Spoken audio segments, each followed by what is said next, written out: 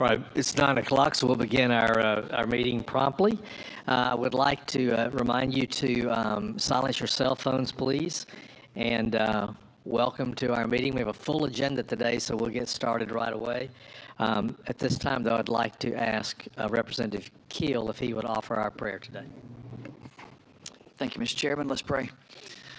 Lord, we thank you for this opportunity that we have to gather this morning, Lord, to work on issues that are important to you, important to our children, and important to our state. Lord, thank you for this time. Give us wisdom today. In Christ's name, amen. Amen. Thank you. The clerk will call the roll. Garrett. Here. Representative Keel. Here. Representative Drummond. Representative Almond. Here. Representative Baker. Representative Chestnut. Here. Representative Collins. Here. Representative Colvin. Representative Daniels. Representative Ellis. Representative Faulkner. Representative Lawrence. Representative Lovin. Representative Stubbs. Representative Wood. Here. 13 members answering the roll. Quorum is present. Thank you. Representative Colvin, you have some guests with us this morning. Yes, thank you, Mr. Chairman. We have Gunnersville Superintendent Jason Barnett and Marshall County Superintendent Dr. Cindy Wigley, along with some career tech educators and students from across Marshall County. So I want to give them a big round of applause.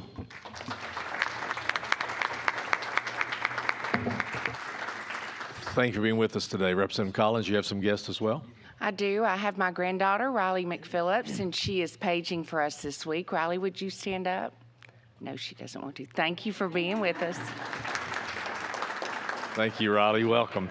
So this morning we have a full agenda. I want to mention a couple of things, and just that we have it's kind of an internal rule with our committee that if we don't get substitutes by Friday, so you have them over the weekend, we don't really take the legislation up.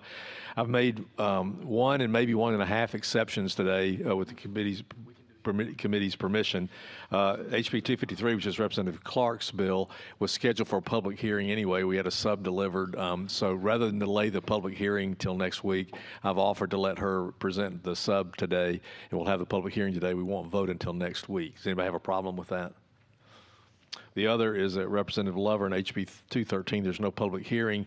He had a sub that got lost in cyberspace on Friday, and we got it on Monday. I've offered to let him explain that sub today. If you are comfortable, we can move forward with that. Otherwise, since you didn't, if you want to hold off a week because you haven't seen the sub over the weekend, we can do that. But I would feel comfortable in moving that bill forward, given the fact that there was just an email problem. Anybody have an issue with that? We can wait to hear the bill. If you're confused, then we can delay that. So let's start with our agenda. Representative McCampbell, HB 137. We had a public hearing last week. You're recognized. Thank you, Mr. Chairman and committee members. This is for the children, and I appreciate Representative Keel as he prayed today, doing something for the children of the state of Alabama. This is for the children of West Alabama. It is to help the Advocacy Center over there, who's still struggling to try and get funding. So if you have any questions, I'll entertain any. Again, we had a public hearing last week, and this bill was presented. Any questions for sponsor this morning? Mr. Chairman, I do Representative Almond. have one question. I apologize. It's been a whole week, and that's a lot of time for me. Tell me, really, this is a question, I guess for Representative McCampbell, and I know we have the next bill, I guess, is a similar issue. Is that right? The tax exempt status of nonprofits. Succinctly stated, what is the analysis of whether something goes on this list or doesn't go on this list? I think the answer is, Representative Collins, you correct me, I believe it's if it's listed in the code. Is that correct? So pretty much in the code, there's a listing of all these agencies that are exempt for various taxes. And then a few years ago, we made an attempt to consolidate all of that, and we captured the lion's share of those groups, but there are some groups that, for whatever reason, did not make it into that definition. Right off the gate, one that was near and dear to my heart was Alabama Baptist Children's Home. And so we actually had to make an exception for that. So there's some of these that just didn't come into the umbrella. Did I explain that correctly, Representative Collins? Yes, sir, it really did. There wasn't really, in the past, to be perfectly honest, it was kind of like if your group knew a legislator, you had a chance of being in there, and there wasn't if you did the same thing in another area, you didn't. But we tried to also put a lot of it under United Way, which does have an umbrella that everything under there has that sales tax exemption. Just trying to be fair and look at it in a way. They also have to now do reporting on what the cost to the ETF is because of those exemptions. They do that every 4 years, and then we get a report. So I think we attempted to put everything, basically, if you're not under the United Way umbrella, but everybody's not. There are a lot of worthwhile groups that are not under that umbrella. So it kind of be technical. So that's why when those that are not, they come before us and we make a case-by-case evaluation. So we're continuing to have the same issue that we've always had, and that is if you're not in the code and you want to be in the code, you have to come before us to petition to be in the code. Is that correct? And that's what right. we're That's hearing right. today on these two. Right. And there's no broad categories of inclusion or exclusion that we can. No, I would be very happy to have a definition, and we may create a subcommittee and. I'll be quiet. See where I'm going. Okay. Any other questions or comments? Representative Stubbs. Yes, Mr. Chairman, I appreciate the opportunity. Just for the benefit of new members, I can speak for myself. I've struggled over the last week with the clarification of local bills versus state bills. And if I understand your explanation correctly, the reason this local entity is being brought as a state issue is because it has to be adopted into the code. Yes. Right. And typically, the exemptions that we grant in this committee, the next bill will be different. I'll let Representative Faulkner explain that. But typically, we try to limit our tax exemptions to state taxes. Sometimes we do go beyond that, case by case. But yes, that's your thinking is correct. I'm just looking for clarification on that. Thank you. Any other questions or comments? I guess my final question, Mr. Chairman, is that I guess assume that both this one, HB 137, this Black Belt Regional Child Advocacy Center and the Birmingham Zoo have been vetted to ensure that they qualify otherwise for the tax exemption in their nonprofit status? Well, that was the reason for the public hearing last week with Representative McCampbell, and we had no one from, usually if there's a problem, Department of Revenue or someone would come forward and make that case. We did not hear that last week. The public hearing. The next bill, as I understand it, is just an extension or a renewal. It's not a new exemption. It's a renewal of something that expires. It sunsets. And if I remember correctly, one of the problems with this particular one is you have not met the three-year threshold. For You're supposed to be in existence before you can make this application. To the United Way, yes. To the United Way. No, he can make it to us. Yeah, I can make it to the legislature, but the United Way is the funding organization for the advocacy centers. This center has only been in existence about 2 years, almost 3.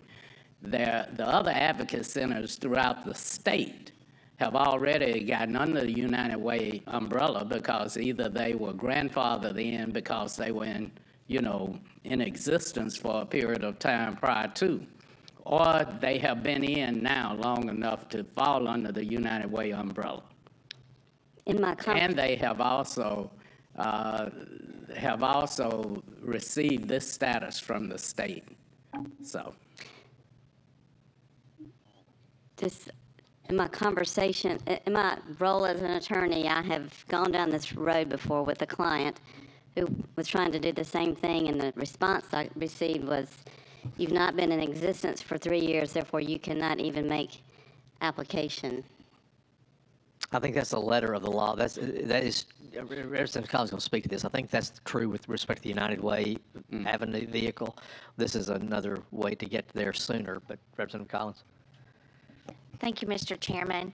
And my thought would be, since within a year's time, they may then qualify for that, I wondered if you might be, and I'm not ready today, but even on the floor, to have an amendment that would sunset it just to try to keep this, since they would be under that within a year's time. I would be amenable to it, We'll and work I'll on that look language. into it. Yeah. I support what child advocacy centers do Right. immensely and appreciate their care for children that have suffered in these ways.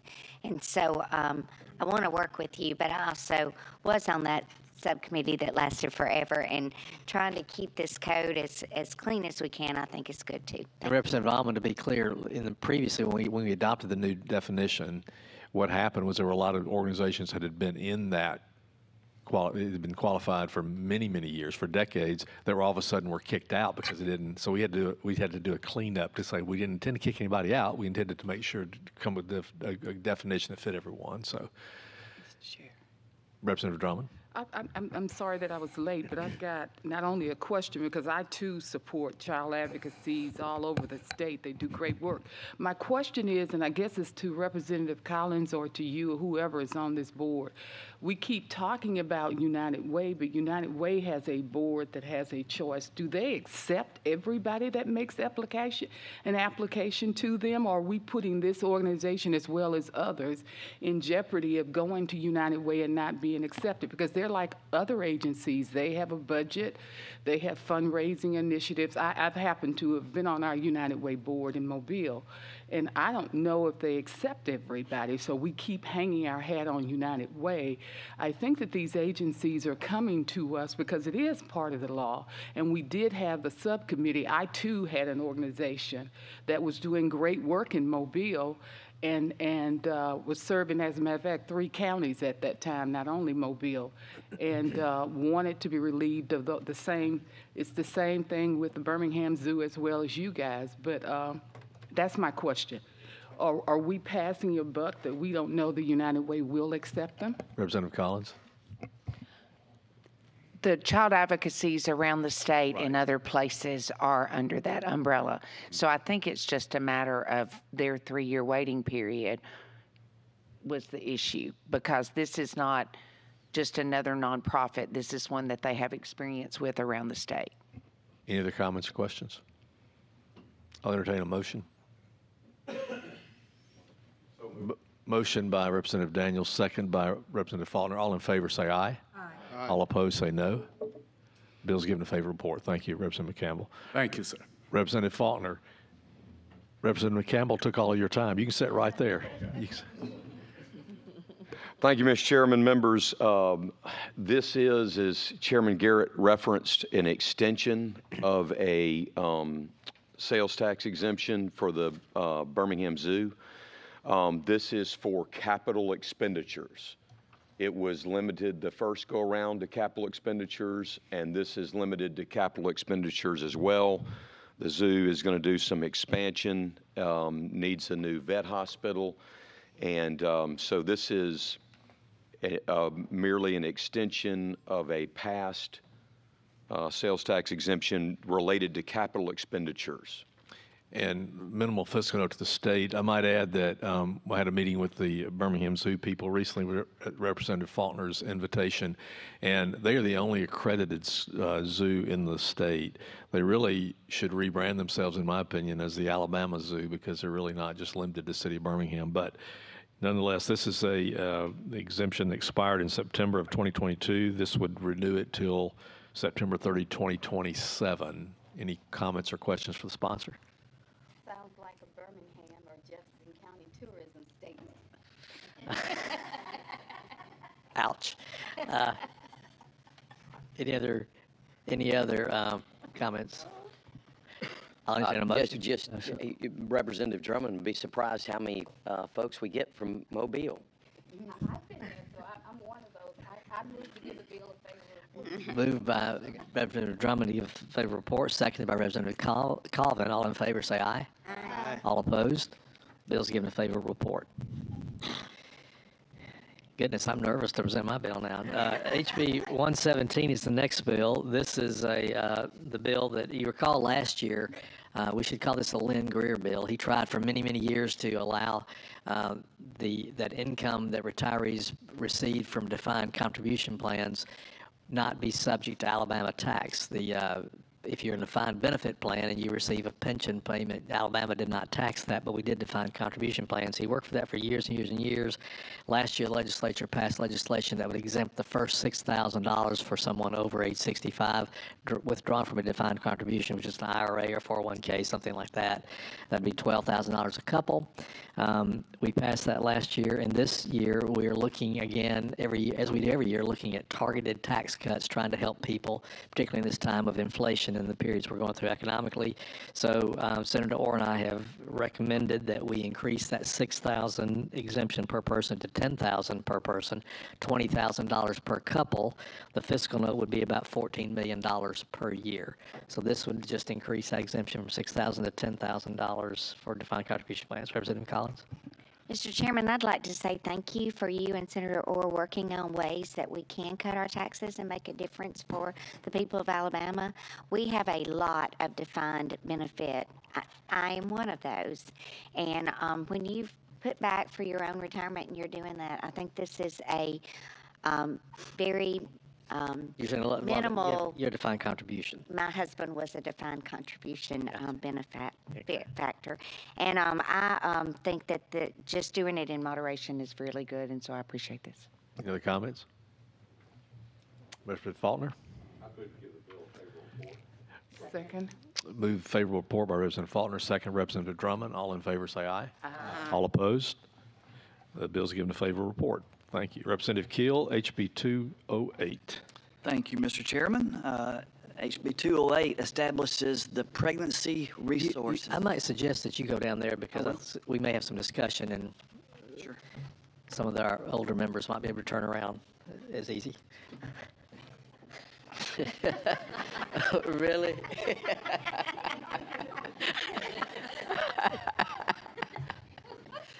They're not on the top row. They're not on the top row, Debbie. I'm not sure who he was referencing there. I'm not going to dive off in that. HB 208 establishes the Pregnancy Resource Act, and this bill provides tax credits for Alabama residents on their Alabama income tax or business tax for contributions to pregnancy centers and residential maternity centers who provide resources for women and do not promote abortion in any other ways. And the bill specifically defines how the credit is achieved by the taxpayer and who qualifies to be a pregnancy resource center. And so with that, Mr. Chairman, I'll be glad to answer any questions. Comments or questions for the sponsor? I just move. I'll entertain a motion. Second. Motion by Representative Daniels, second by Representative Wood. All in favor say aye. Aye. All opposed? Bill's given favor report. Thank you, Mr. Chairman. Thank you. Next, we have HB 253, Representative Clarke. This was the bill we had a public hearing on. No, this public hearing is today. This is to increase the amount of the tax credits from the Alabama Historical Commission, a reserve each year provided for additional rehabilitation credit allocations. Representative Clarke, again, we'll have the public hearing today, vote next week, but you have a substitute bill which you'll explain. Yes, thank you, Mr. Chairman, and good morning to you all, committee members. You know, for nearly 20 years, former Speaker Pro Tem Victor Gaston carried historic tax credit legislation, and I'm just honored to be following in his footsteps this morning. And particularly for the benefit of our new members, currently a federal income tax credit exists for historic rehabilitation and preservation of historic buildings. And there are over 34 states, including Louisiana, Mississippi, Georgia, and Florida, that have enacted similar state legislation. Alabama first passed its historic tax credit legislation in 2013. It had a sunset provision that was extended by the legislature in 2017 and again in 2021, and it is currently extended through the year 2027. Our historic rehabilitation program is very successful. It has transformed and revitalized communities, including downtown Mobile, where I live. I can tell you that decades ago, when I first started working in downtown Mobile and living there, downtown Mobile was a virtual ghost town. And people who haven't been there since the start of the historic tax credit program just marvel at the transformation of downtown Mobile when they visited all these years later. The program is so successful that there is a waiting list. At your places, there is a one-pager that shows the economic impact of the program. I hope you'll have a look at it. Meanwhile, HB 253 proposes to increase the annual allotment of historic tax credits from $20 million a year to $40 million. Now, as stated on page 8 in the substitute, in no event shall a total of more than $200 million be reserved by the Commission, that's the Alabama Historical Commission, during the period from May 25th, 2017 through December 31st, 2027, pursuant to this article. Now, in addition to increasing the cap, this bill proposes to increase the number of members on the Historic Tax Credits Evaluating Committee. It would add the chairman of both education trust funds. So Representative Garrett would serve on that committee, and also the ETF chair in the Senate. This bill also would allow for the committee to meet remotely or to have a hybrid or in-person, a combination of in-person and remote attendees at meetings. It establishes some additional criteria in the evaluation process, which I think makes it much better.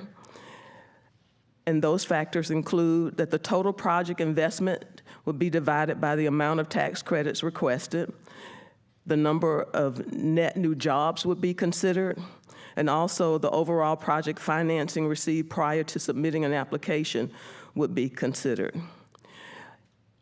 A minimum threshold for each project would be set,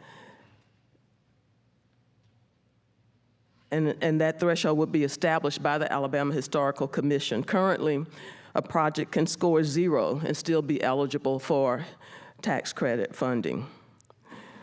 Lastly, there is additional language to allow the credit to be claimed for when the reservation is allocated to a project, in addition to when the project is placed into service. I'd like to thank Representative Garrett for allowing us to have the public hearing this morning. I had some proponents, we had some proponents lined up to speak, but there was a little bit of confusion, and I thought the public hearing, in addition to the vote on the bill, would take place next week. So that's why they are not here.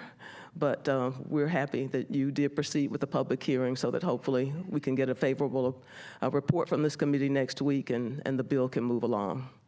I'd be happy to try to answer any questions, Mr. Chairman. Thank you. So we will have any questions, or should we move to the public hearing portion? Representative Faulkner? Representative Clarke, I'm a big supporter of this. My only criticism before I go into all my positive comments about your bill is that Victor always allowed me to be his first co-sponsor on this bill, and I'm not even on here, so I hope you'll give me that opportunity when it gets to the floor. But I am a big supporter of this, like you. I have seen in the past, I have seen firsthand what this has done, how it has transformed in my community, and particularly in urban downtown Birmingham. I have seen it at work and doing great things. On top of that, though, we have studied this. Senator Pittman from down in Mobile, Baldwin County, yes. Yeah, Baldwin County had studied this, and it made it get studied, and the results came back that the state was gaining from this greatly. That this tax incentive was doing its job. So it's been thoroughly evaluated, and it continues to do well. And I'm excited about your bill and in support. And I just wanted to offer that, that I'm really glad you're bringing it, and that I would love to support it. I regret that I did not call Representative Gaston to ask him for advice. I'm sure he would have told me to be sure to allow Representative Faulkner to be a co-sponsor. And you are correct. In addition to revitalizing communities, this program has also allowed in downtown Mobile, which I know best because I lived there and have worked there for decades, it has given us additional housing, which we needed. Some of the historic buildings are turned into condos and lofts. It's also created immediately jobs as the construction work is being done, but it also has created permanent jobs because many of these buildings have been converted into businesses, including restaurants and retail space. Any other proponents want to speak for the bill? Representative Stubbs. I appreciate the opportunity. I'd just like to add some perspective. We've heard about Mobile and heard about Birmingham, but in my community in Wetumpka, Alabama, many of you maybe have seen Wetumpka has made great strides in the revitalization of their downtown. And in 2016, there were 3 operational businesses in downtown Wetumpka.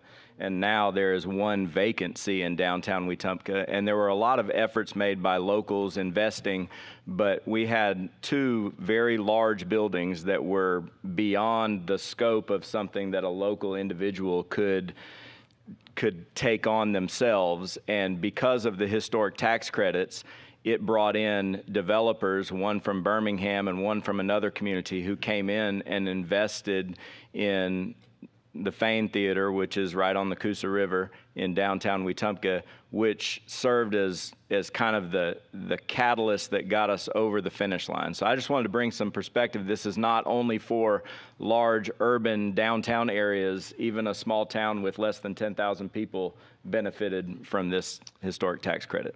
Thank you, Representative Stubbs, and you are correct. I think 40% of the tax credits are reserved for rural areas. So let's move into our public hearing at this moment. Thank you. We have one, first speaker will be Ashley McLean with the School Superintendents Association. Thank you, Mr. Chairman and committee. Good morning. So if you know me, you know this is my least favorite part of my job, but sometimes we have to talk about bills. I really appreciate that you added the column for neutral because that's where we are on this particular piece of legislation. So I'm not up here today to discuss the merits of the bill or the program or even whether or not it's got a return on investment that it brings back to the state. I want to focus on the cost of the program. Increasing it by $20 million a year is a concern. Not that it increases the overall cost, because it does not, but what it does is it earmarks that other $20 million to come out annually one or several of those years. If that also then reduces the appropriations cap for the ETF budget. So that's where our real concern is. But I'd like to point out too that this is just one of nearly 50 bills that have been filed this session that are either a tax cut, a tax incentive, or a tax exemption. Tax credit. We've already passed tax cuts this session in the House that equal up to about $80 million over their full implementation.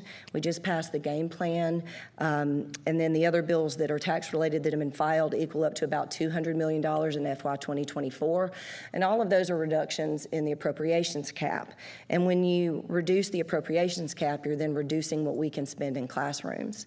So in saying all that, I'm not questioning the program or whether it's a good program or the return on investments for any of these programs. They all may very well be great.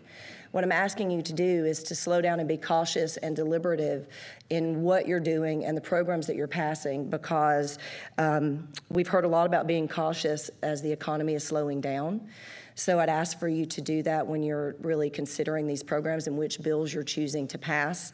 In today's committee, it's about $81.2 million in full implementation of the bills that you're putting through. So really be aware of that as you're continuing to move, because whether it's this program or one of many others, we have to know that the programs you're picking and choosing are worth the risk of the classroom dollars that they may take. So that's all we would ask you to do. It's not necessarily about this particular program, but to really vet and be deliberative in your choices of programs, because it ultimately affects our transportation dollars, our instructional dollars, our school nurses, our school safety, a wide variety of things, because at its core, the Education Trust Fund its purpose is for public education. So I just ask that you keep those things in mind when you're making those decisions. Thank you, Ms. Thank McLean. Now we have a supporter, Cooper Trent. Morning, Mr. Chairman, members of the committee. Appreciate y'all allowing me the opportunity to speak in support of this bill. I just really want to reiterate what the sponsor has said. We've been working with kind of all the players and the stakeholders from the Department of Revenue to the Historic Commission. And, due to the success across the state, and as Representative Stubbs said, and not just in urban areas, but in rural communities throughout the state, we're really seeing some game-changing impacts with this program. For the first time, there was a wait list for rural areas. So as the program continues, it's working, and it's really creating jobs and tax generating projects from the program. Just to reiterate, the main purpose is because there's such a wait list of great projects that are waiting to be funded, we're needing to increase that annual allotment from 20 to 40. Again, not touching the total cap of $200 million that's set to sunset in 27. But in addition to that, to make sure that the best projects are moving forward. So we've been working with the evaluating committee, with the Department of Revenue, and with the Historic Commission to make sure that we've got the best projects that are being funded, that are going to create jobs and are going to generate tax. So if there aren't any questions, appreciate y'all's consideration. Representative Almond. Just one more time, so I can understand the numbers, just the impact of that. So when this was authorized or reauthorized the last time, there was a $200 million cap put on that would expire in 27. Yes, right? ma'am. So that's not changing. Correct. The only thing changing is how much that can be drawn down per year. Correct. Okay. Thank you, Scuba. Yep. So I have a couple of just comments. One, like like Representative Faulkner, I've been a big supporter of this tax credit. I've seen the progress made around the state, and I think it's been important. I have to put my CFO hat on, though, for a minute, and also say I've had some discussions with Senator Orr, and as one of the speakers brought out, we are concerned about the number of tax credits and tax exemptions we have over our committee.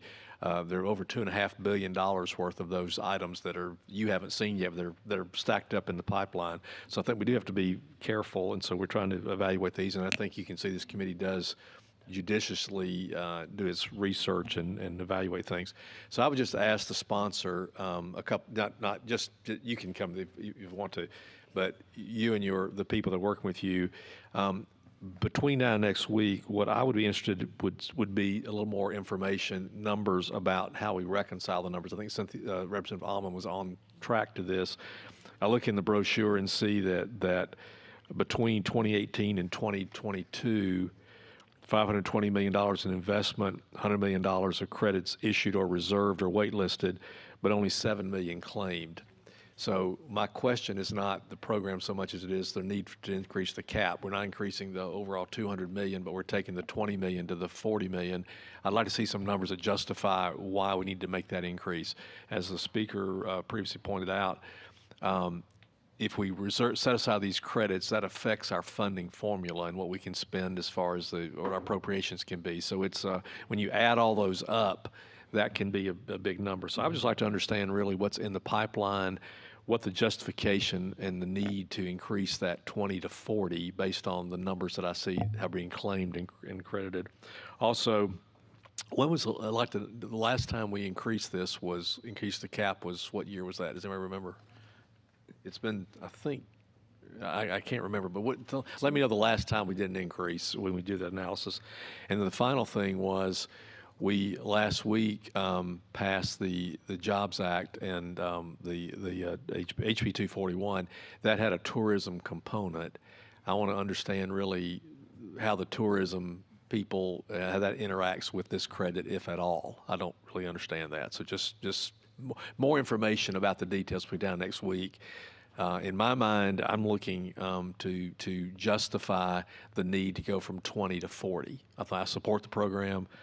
I just don't see numbers that show me we need to make that change. But I'm open-minded. So that's more information. I'm persuaded by data. Representative Drummond, do you have a question or comment? How did you know I did? I could tell. I could sense it. Well, certainly, I support this program, and I support the bill. But in looking at the task that you put before the sponsor, it's going to be sort of Herculean, because I know in Mobile, we have strategic plans that we're working on for the future, not only for tourism, but for business. And this tax credit has helped us not only reform downtown, but we have actually extended the boundaries to downtown. So I would think that it's also that information that will be provided will have some strategic information in it for the future, because we're looking down the line in Mobile. And I've heard those that are in leadership, from the mayor to the county commission, and we're all working in concert to that end. So when you look at the increase, you may not see it there for the immediacy, but it's there for the future to grow the program, because we see that need where we're going strategically with our growth in our entire county, not just the city of Mobile. Yes. Thank you. Any other comments or questions? Mr. Chairman, I think that the justification, or at least a part of it, and I'm going to do my homework, thank you for giving me some homework, is that the wait list, the current wait list, already exceeds the value of tax credits that could be awarded for 2023. Yeah, I'm just looking forward to the data. I just want to see more of the information, the data. Yeah, I will do. I will do some additional homework, sir. Because what I'm looking at is that we've had 7 million credits claimed. That'd be across the state for that 4-year period. So I just been looking, for what the justification is for adding the room. That's just my only. Fair enough. I will bring you a better answer. Any other questions or comments? Thank you. We'll take this under consideration next week. Thank you. Next up is HB 213 by Representative Lovern.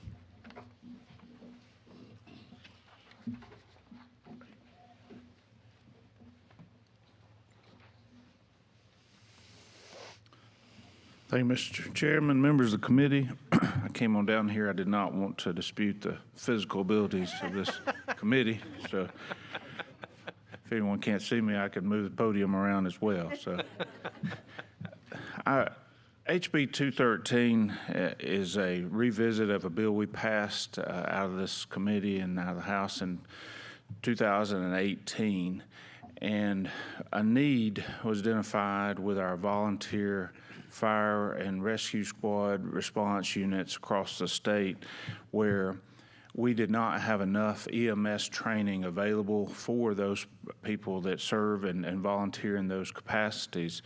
And even if some of my colleagues that live in rural areas, or live in urban areas around the state, if you drive here to the State House, along the pathways that you travel, you're probably, if you're in an incident, the first person to contact you will be a volunteer.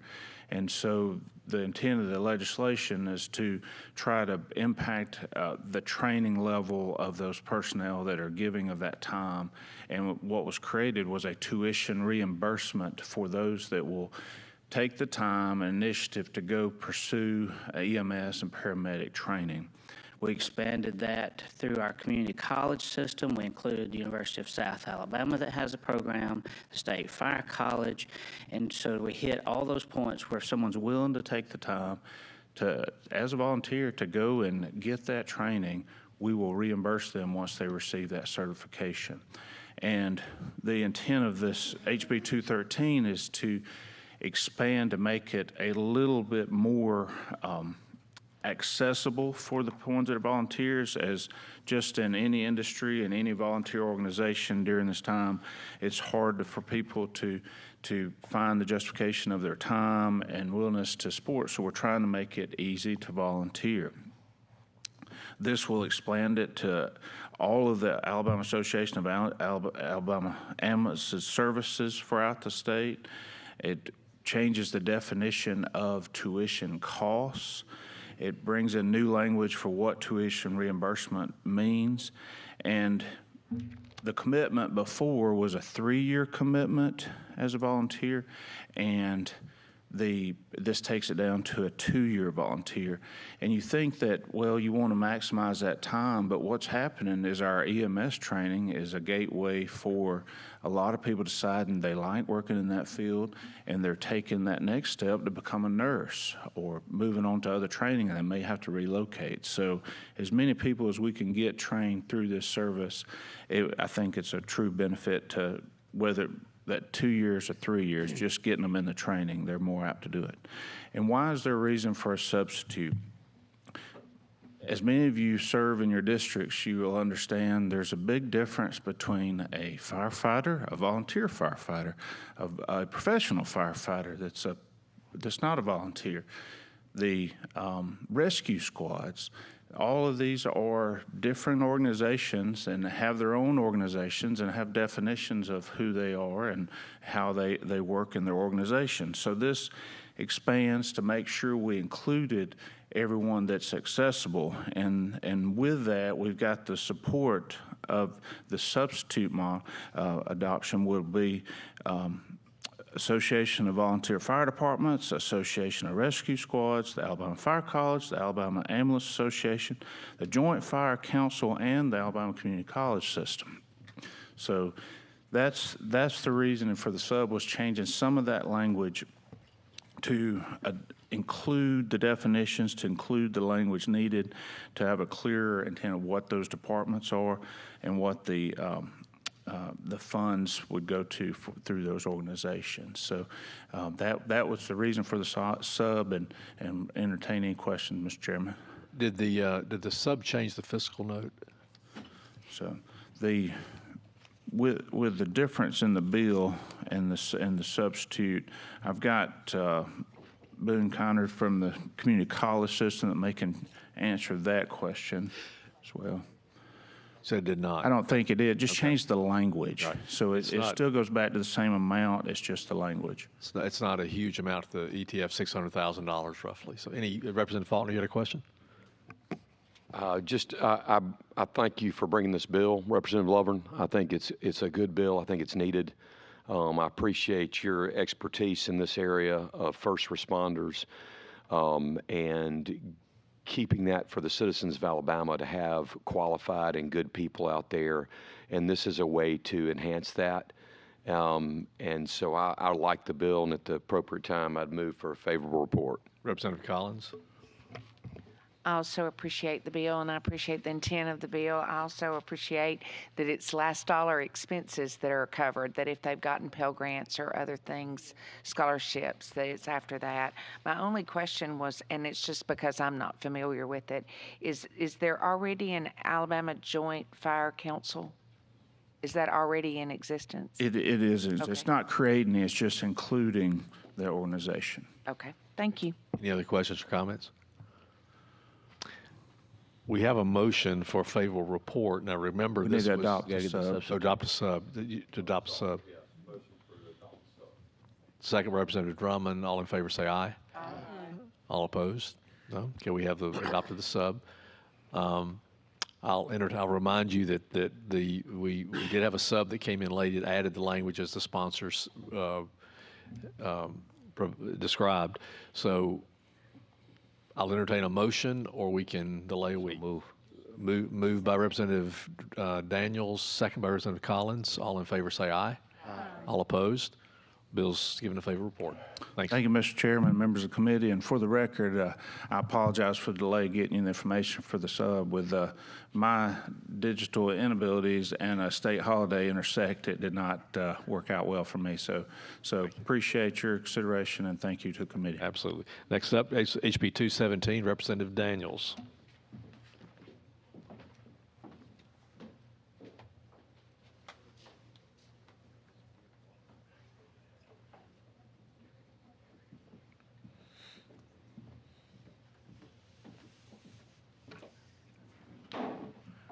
Thank you, Mr. Chairman, committee members. This is a very simple piece of legislation that should not take a whole lot of our time.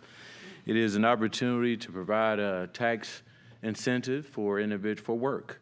What this bill does is individuals that work, hourly workers that works in excess of 40 hours are exempt from the 5% income tax rate. Only after 40 hours. So if you work a 40-hour shift, you work 10 hours overtime, those 10 hours would be the income tax that the state charges, the 5% will be exempt. And so this increases the workforce participation rate, but also provides an incentive for existing experience and trained workforce to work additional hours and be able to take home more. Any questions for the sponsor? At the appropriate time, yeah, there will be. Yeah, there will be an amendment, yeah. Any questions about the bill, the concept for the sponsor? I would just say this is one of the more intriguing proposals that's come before our body in a while. Leads all of us were kind of scratching our heads and find out who else is doing this, and the answer, who else is doing this? No one. No one. This would be a first for Alabama. And because of that, the sponsor and I spoke, and I would like to offer an amendment that would basically sunset this in 3 years. So because we don't really know what this might do or might not do, because I think the way they actually report their earnings to the Department of Labor and to the revenue, we don't really have the breakdown with what's overtime and what's not. So I think really don't know exactly, have great data on how much overtime is being spent, what the fiscal note would be. Now the fiscal note here, I want you to speak to this too. I think the fiscal note is about $43 million a year is what they say. Can you comment on that? Yeah, the initial cost, it said around, I think it's around 45, but after that, $34 million. But what you have to look at is with the consumer behavior. These are hourly workers, and the consumer behavior, there will certainly be an increase in revenue from local and county revenue, as well as money back from a state tax perspective. So what you lose in income tax, you actually gain some back in sales tax. So it's actually something that the state of Alabama basically would be doing to help support local municipalities and county sales tax structures based upon the consumer behavior of hourly workers.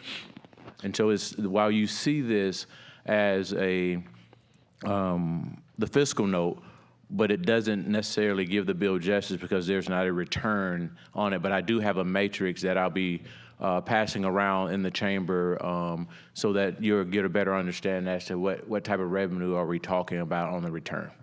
So my conversation with LFO about the numbers, the 45 million was what could be under. Of course, numbers are what you're as good as the input in your assumptions, right? So they're basically saying it could be 45. They thought was probably the lowest. It could go higher. That's why we don't really know.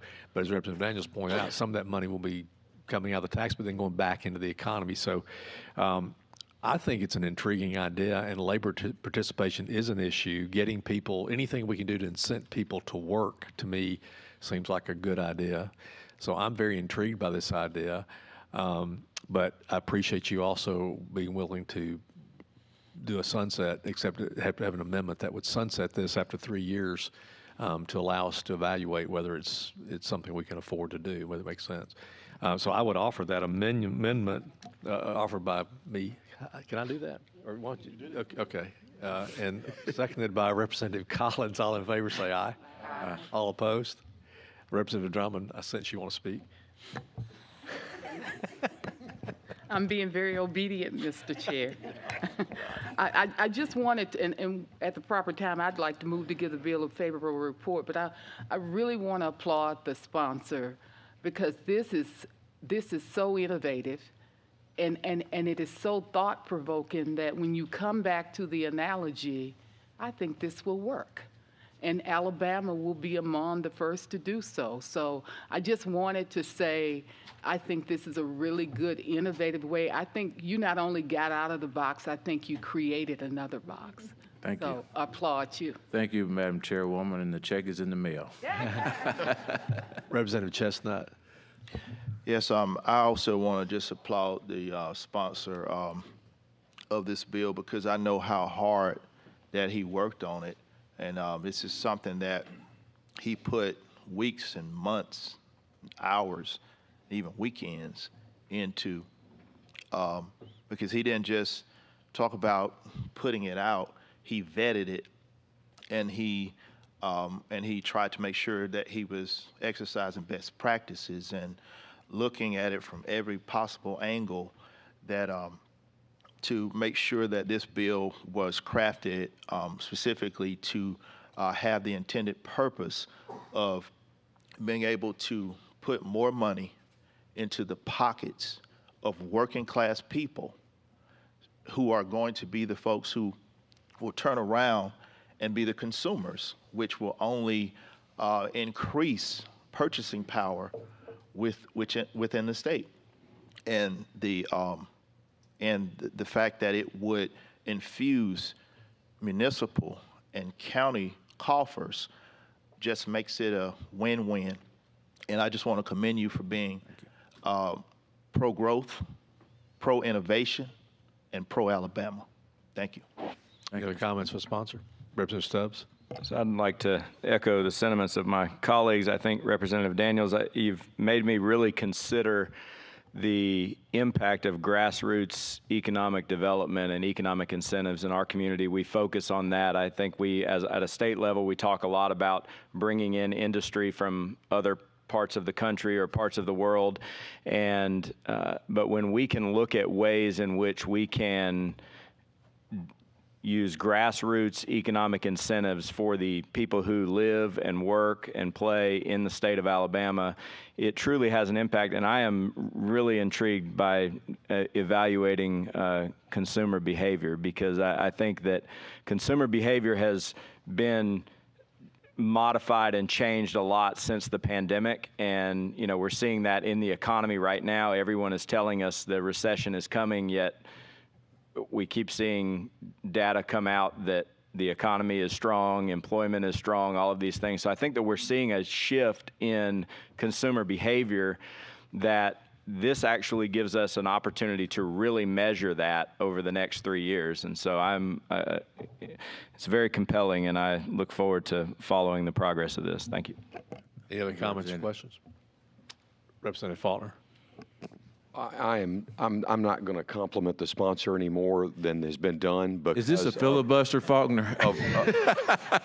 I do not want his head to get we do have another bill in the bigger. public hearing. There's too many compliments on one person right here.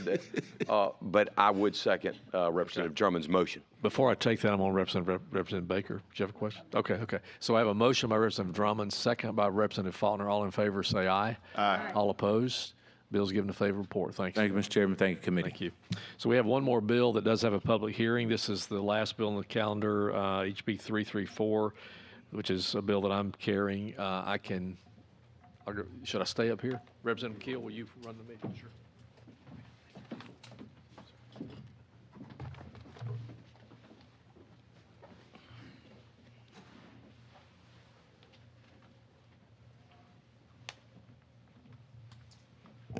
HB 334, Mr. Chairman, you're recognized. Thank you. So right now, there's a public hearing on the Price Act, which is a school choice bill that's been a lot of discussion.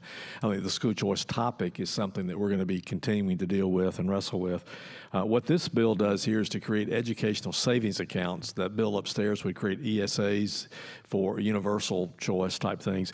This is actually doing what states surrounding us have done, what Mississippi, Florida, Tennessee have done, and it basically would provide that students that are a parent of an armed services on active duty or killed in the line of duty, who attended a public school in the previous year and meet one of the following criteria: a student with an IEP, individual education plan accommodation, certain foster children, homeless children, children with certain needs, a certain category of children, which again is what our surrounding states have done, would be able to have, the parents would be able to create an educational savings account where the state money, the $6,900 of state funding, would go to that account and they could use to provide an alternative choice of education for their child. In Mississippi, there are about 300 children that take advantage of this. In Tennessee, there's less than 500. In Florida, there's 18,000, a lot more population down there, but percentage-wise, it's not a huge population, but it's definitely a group that is in need of some alternative education. This bill would basically allow that money to follow the student to those locations. It would cap it at $500 per year incrementally. So in the first year, we're talking about $3 million fiscal note. And again, this would provide education savings account, school choice, for students in these special categories. It's the special students with unique needs category. I think there's a public here. There's comments, but I'll be happy to answer questions, or maybe after the or now. Your pleasure. Any questions from the committee? Representative Collins? Thank you for bringing this as just an option for us to consider too. Is there any income level that you plan to include in this one? So it would be for any families of any financial support area. I like the reports. I like that there's a lot of things. I mean, I co-sponsored this bill with you, so there are a lot of things that I like about this one as well. I think that it's got a lot of potential, and I've got a bill in another committee, so I'm going to hate to miss some of the public hearing, but I bet I'll hear about it later on. The only concern I had was that they were asked to take the same testing as regular, and a lot of times the private schools have their own nationally normed testing. So I wondered if you might be willing to address that. We'll work with that, yeah. And of course, a special needs student who would not otherwise take that test would not be required to do it. Correct. But this is really mirroring what the surrounding states are doing. So, yeah, we'd be happy to work with you on that. Thank you. Representative Daniels? Yes. How many people are we talking that this kind of have an impact on? Well, this again, looking at what surrounding states, Mississippi has about 300 students. Tennessee has about 400 students. So it's not a huge group, but it's a group that really has some unique needs. And this bill would limit it to 500 per year. So I would, whether it would be more than 500 after the first year, I don't know, but it would allow an incremental growth of 500 per year. Okay.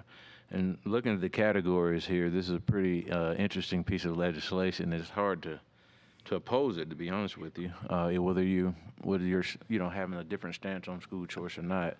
But I certainly see the intent. I thought veterans. Military, yeah. Military is included, right? Because I didn't see that. So basically, I think what happens is if you have these particular students that are in a system that just do not have an alternative, they don't have author services, and maybe somewhere else they could get that. This would help those parents.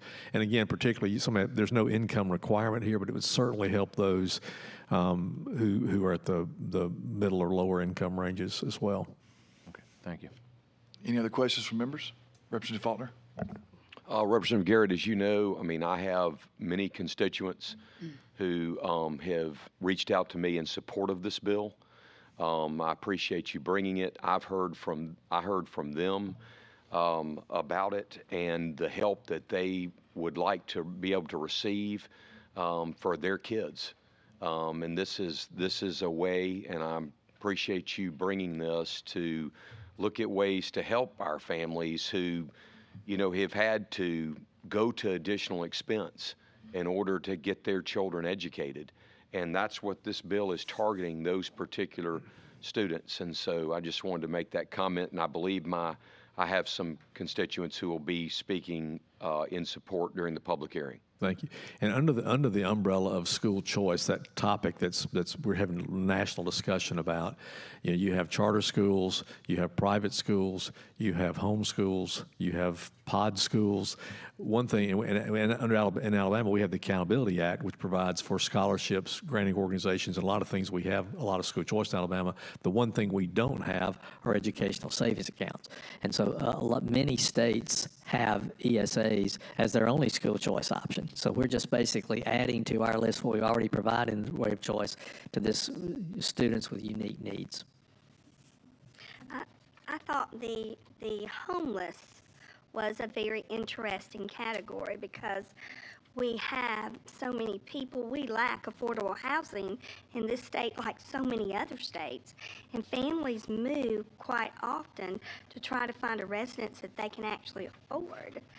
So that's going to be really interesting to look at as we move forward when this passes, how we really define that. Because I do know of families that move, like I said, all the time because they're just looking for something that they can afford. And that is something I know that we're trying to address in the state, but I thought that was really interesting. Any other questions? All right, we'll move into the public hearing time. We have 2 speakers in opposition and 2 who support. If you could limit your comments to 3 minutes. And the first speaker is opposed. It is, I'm going to probably murder some names here, so if you could introduce yourself when you come to the stand. Russell Clausel with Grove City School Board.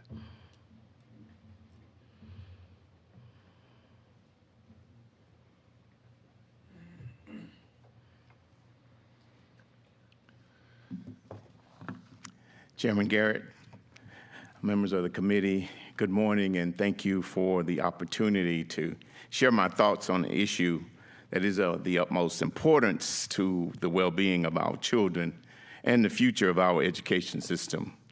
My name is Russell Clausel, and I serve on the school board of Geneva City Schools.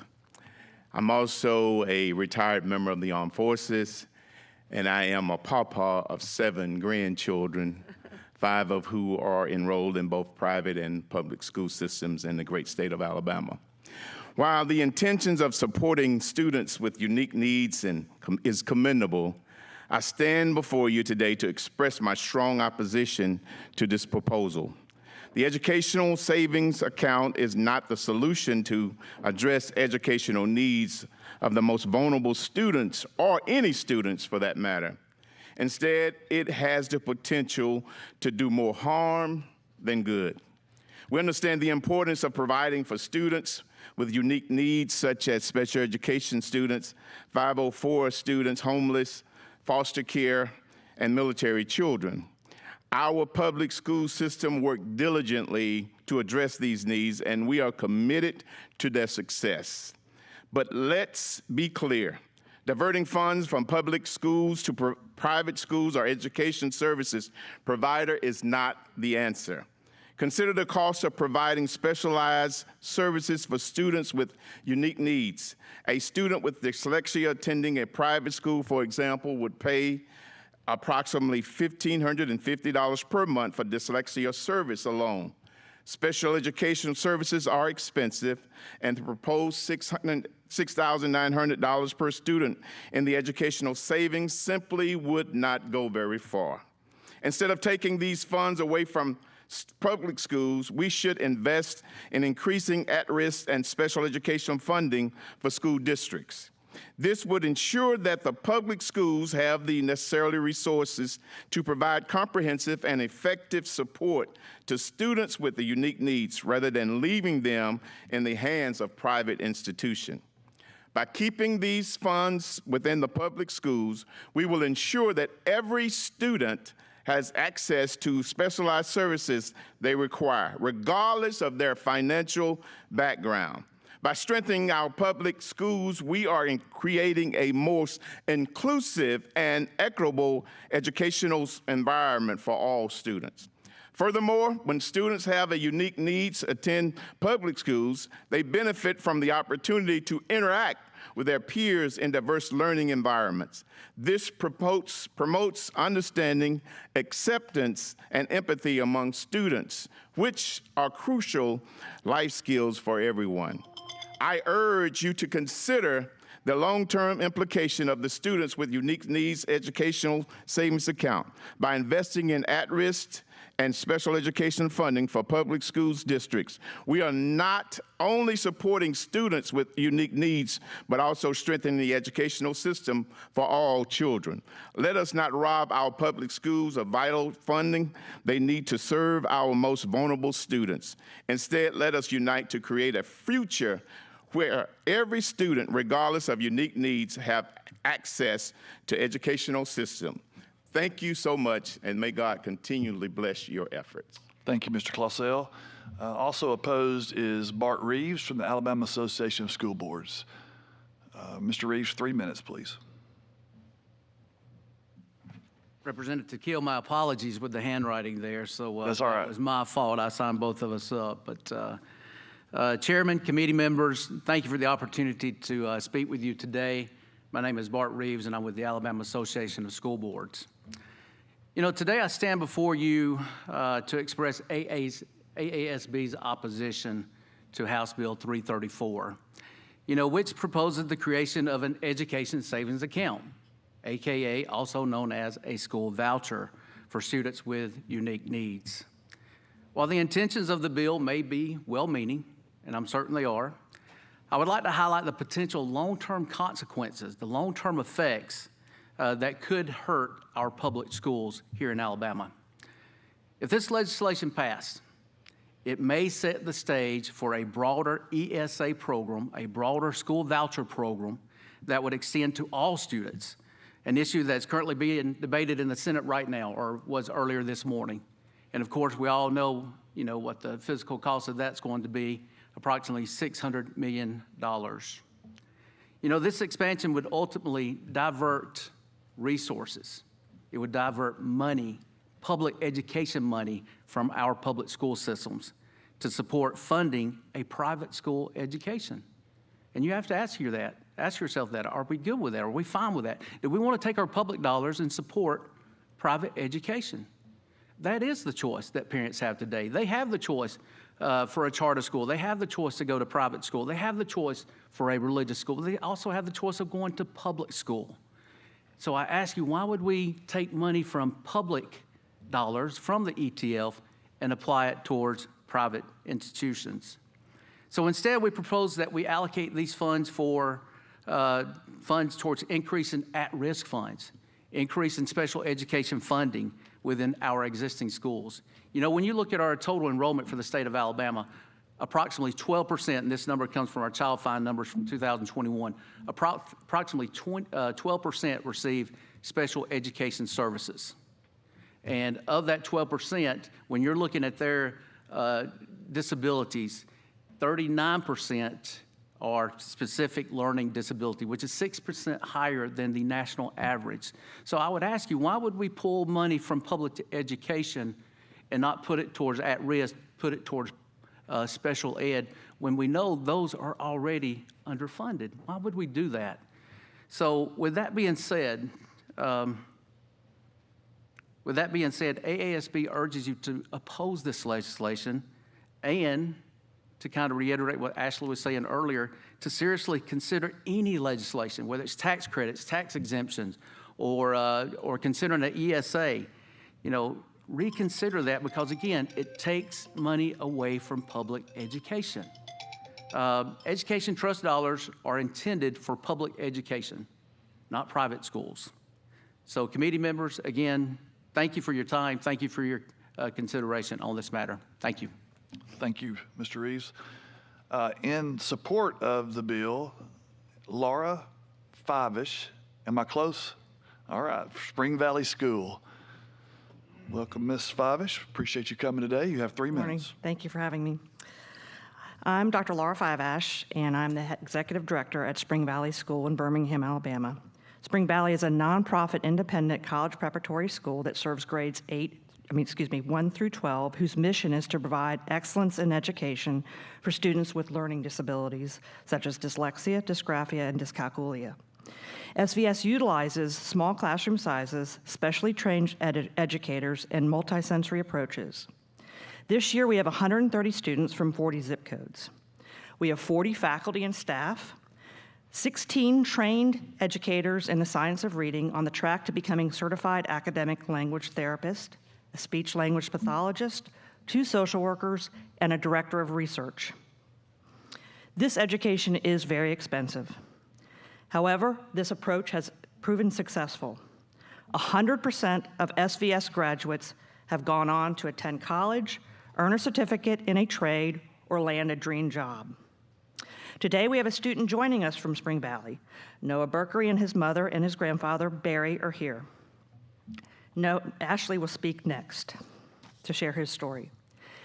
Today, I had a teacher come up and say, I want to make sure that I'm heard.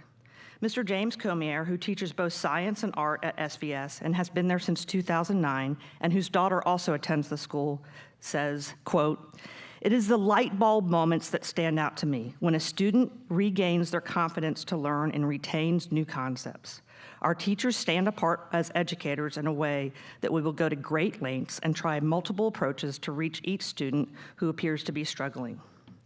Yesterday, my husband, Dr. John Fiveash, and I celebrated a special day. 22 years ago, our triplets were born at UAB 14 weeks early. Due to their extreme prematurity, all three have special needs and were served under special education. Nick, our son, is severely impacted and will never have the opportunity to read or write. He is served under palliative care today. However, with the specialized education that Spring Valley offers, our other two triplets were able to graduate from there.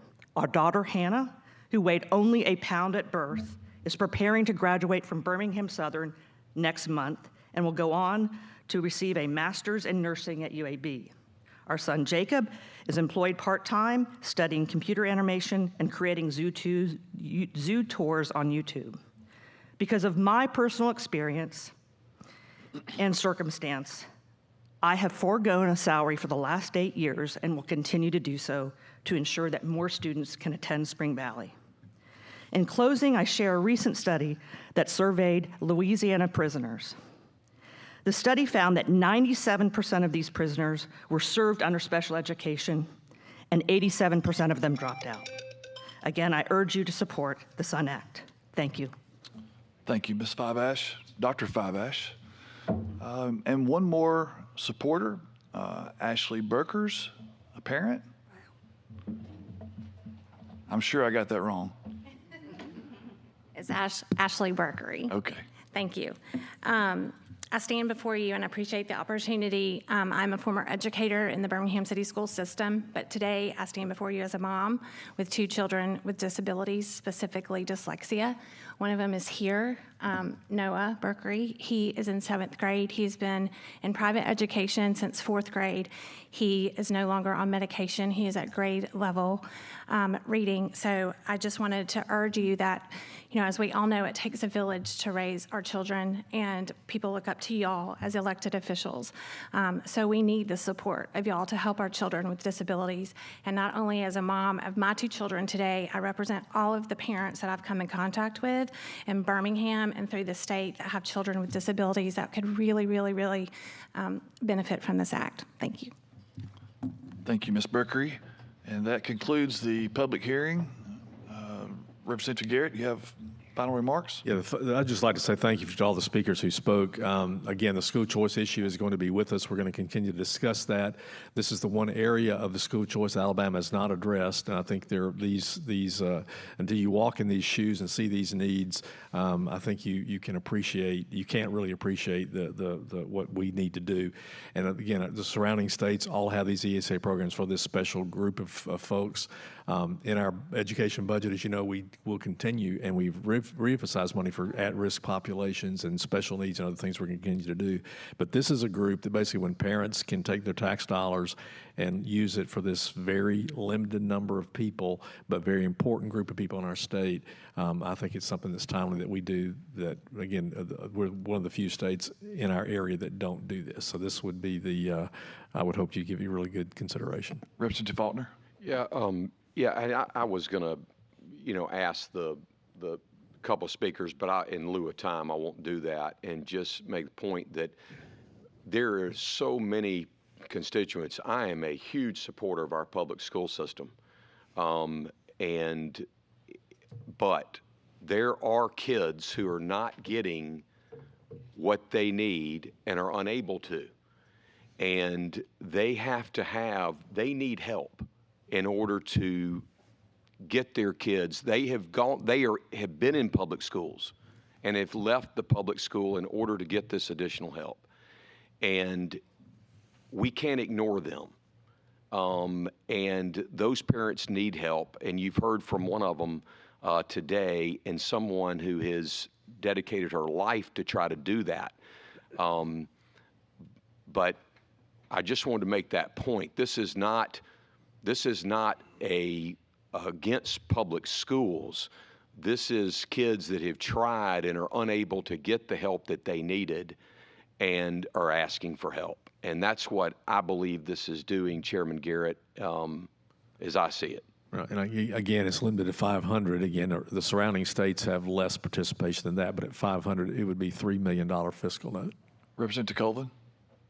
Thank you, Mr. Chairman. Chairman Garrett, I have more like a logistical question. So the tax dollars that they're getting back, the parents, is it like, because like I deal with investment stuff in my job, and like we have Coverdale accounts, 529s. Are they getting that money back and they own that pot of money and they're growing it, or is it strictly managed by the revenue? The bill would provide, the Revenue Department would set up the parameters for that. The idea would be the money would go to where it needs to go. It would be the checks and balances there. So it would not be that they would have, they would actually be reimbursed really for that. Okay, so there's no like, they couldn't grow that pot of money, then it'd be there when the kid's out and they get it back. And so my other logistics questions, like what happens if, the kid qualifies and there's no private school that accepts them?